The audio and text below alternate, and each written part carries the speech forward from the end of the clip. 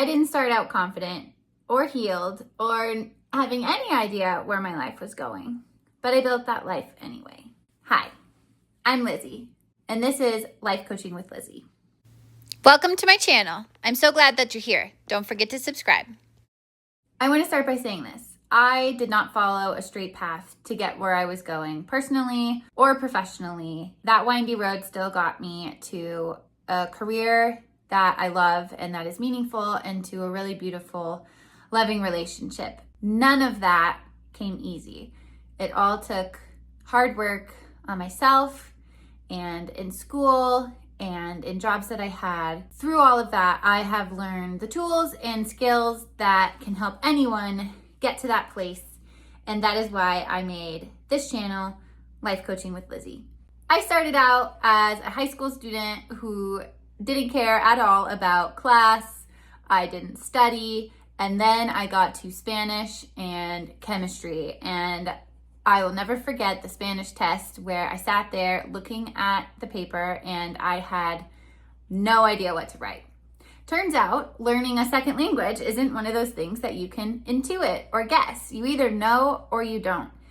And chemistry was the same way for me. And I decided as a junior in high school that I didn't want to feel that way. I absolutely hated that feeling. So I started going to tutoring during my off period, and I finally figured out how to do basic chemistry and how to answer some of those questions about Spanish, which I have forgotten most of 15 years later. But the lesson stuck, that you have to do the work. That helped get me to where I am today.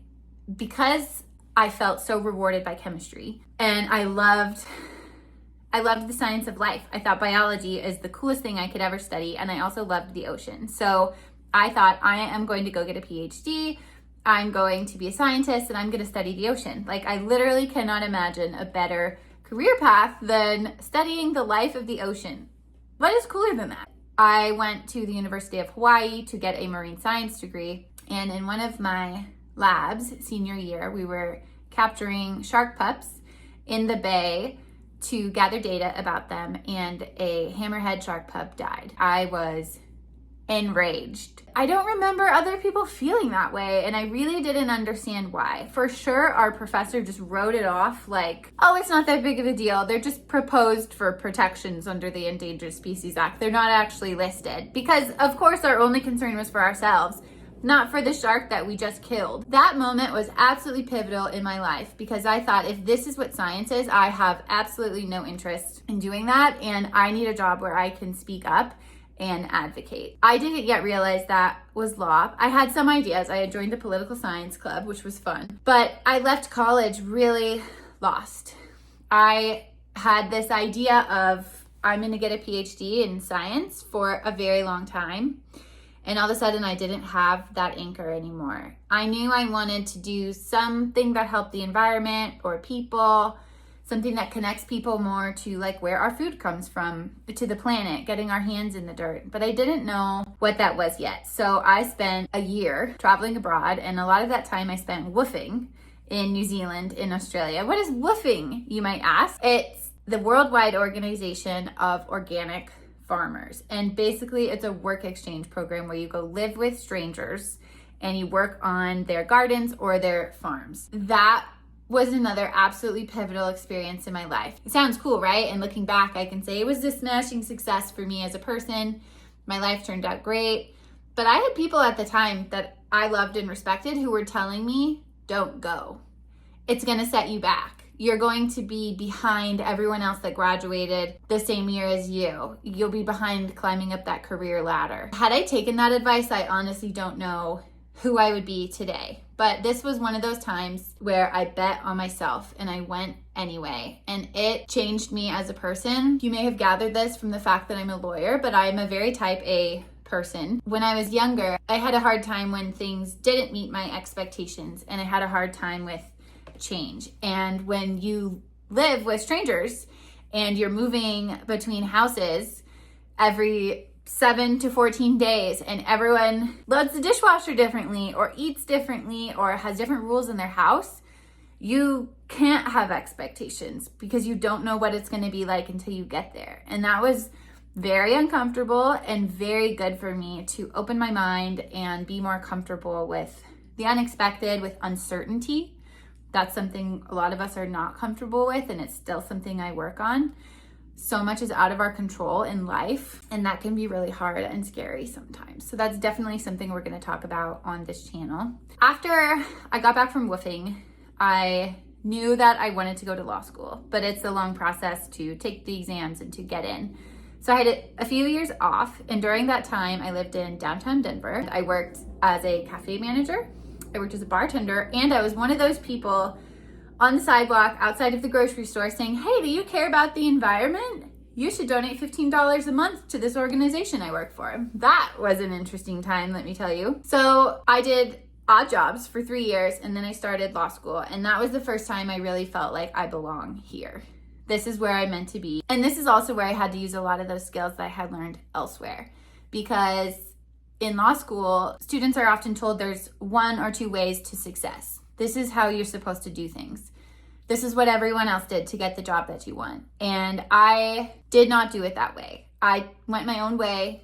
I started things and quit them because they weren't right for me, even though the thing that I quit was the thing you were supposed to do to be successful. I went a different way, and I succeeded anyway. And I think this has been one of the most important things that I have been able to tell law students is that, or anyone else in their career, you can do whatever it is, school, your job, your career path, you can do it in a way that is authentic to you and feels good to you, and you still succeed. There is no one right way to do things. And really, the world would be a lot better off if we all just showed up and did things in our own way and brought unique perspectives and showed others that you can be yourself, you can carve your own path, and you can still be successful. Law school was hard, and I graduated, and I ended up getting my dream job, and I still work there. Throughout my life, the professional side of my life, while it was a windy path, I always had a North Star. I knew I wanted to advocate for either wildlife or the environment. While I went some interesting directions on the way there, I always had that North Star. My personal life was not that clear cut. Somebody perpetrated sexual violence against me when I was 19 years old,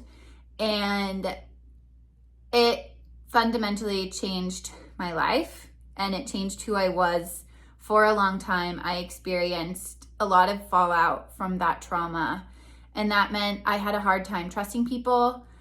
I had a hard time being open with people. I had a lot of experiences in relationship that were unhealthy. And I continued a lot of unhealthy patterns because I was just not well. And it took me a long time to find the courage to even tell somebody what that person did to me, or to tell myself what that person did to me. It took me 6 years to go to therapy, and I have been in therapy now on and off for probably 5 years. A lot of it at first was dealing with that trauma, learning what is trauma. You know, why am I the way that I am? Because I do a lot of these things for reasons I don't understand. I learned that is because I experienced trauma. I clawed my way out of hell, which was PTSD, with help. Once I got out of there, I started to imagine, what would a good relationship look like? I don't have models for this. I had to believe that it was possible first, and then I had to imagine it, and then I had to have faith that it could happen for me. I didn't have an experience or a role model in my life that could show me, hey, this is possible and you can have this. I had to come up with this inside my head and bet on the fact that it was possible. And if it wasn't, I wasn't interested in settling for anything less. All of that has led me today to a very loving relationship, which still requires work. We work all the time on our relationship and being better partners. And through that, I have learned so much about myself and about other people and about how to be in relationship with somebody else. I know that so many people, especially women, experience sexual violence, but not only women. There's still so much shame and stigma around it, around telling somebody. There's fear. We see people in the media who are not believed or who are ridiculed, and that's really scary. We're also seeing more and more women stand up and say, this man is a monster and I'm gonna take them to task. And that's fucking awesome. That's the energy that I want to put out into the world, and that I want all of us to put out into the world. Everything I've said so far is really defining experiences of who I am. And I don't wanna shy away from the fact that I didn't get here from nothing. I was born into a middle-class family in the suburbs of Colorado. I am white. I have financial security with my family. I work for my paycheck, don't get me wrong. But if I lost everything, I have somewhere to go. I have help, and that's not true for a lot of people. I stood on the shoulders of the giant of the circumstances that I was born into to get where I am today, which included a lot of hard work. And I recognize the immense amount of privilege I have just because of the circumstances I was born into. And I think we all need to be more aware of that. Alongside all of that, I like to put myself out there, and I like to make myself uncomfortable. That experience in New Zealand and Australia, where I was uncomfortable most of the time, showed me how important it is to intentionally put myself in new situations or to be uncomfortable. So I have done a solo trip to Belize. I went from absolutely hating running. I hated it. I would run for 1 minute and be like, that's good, I'm done. I went from that to 10 years later running a marathon. I tried to run a second marathon and I got injured. And I learned how to push myself in new ways. Law school taught me how to push myself in a lot of new ways that I didn't before. Sitting here where I am now, I'm 32, and at the point where I want to share my experiences and what I've learned with as many people as possible, because I think that when we learn about other people, their triumphs, their failures, their lessons, their dreams, we can imagine better lives for ourselves, and we're more likely to get there if we rely on each other and if we learn from each other. So that's why I created this channel at Life Coach Lizzy, because I'm here to create that space and to facilitate that space to encourage people to show up vulnerably and authentically and try anyway, and to create a space where we can thrive and we can have a supportive community where we can talk about what are we anxious about, or what went wrong, or what do we need help with, because I think that's truly the way forward. On this channel, I'm going to be sharing mindset shifts, tools, and real conversations based on everything that I have learned in my life, because I want to help you imagine the life that you want, and I want to help you get there. So if you're someone who's growing, healing, questioning, or becoming, this is where you belong. So welcome.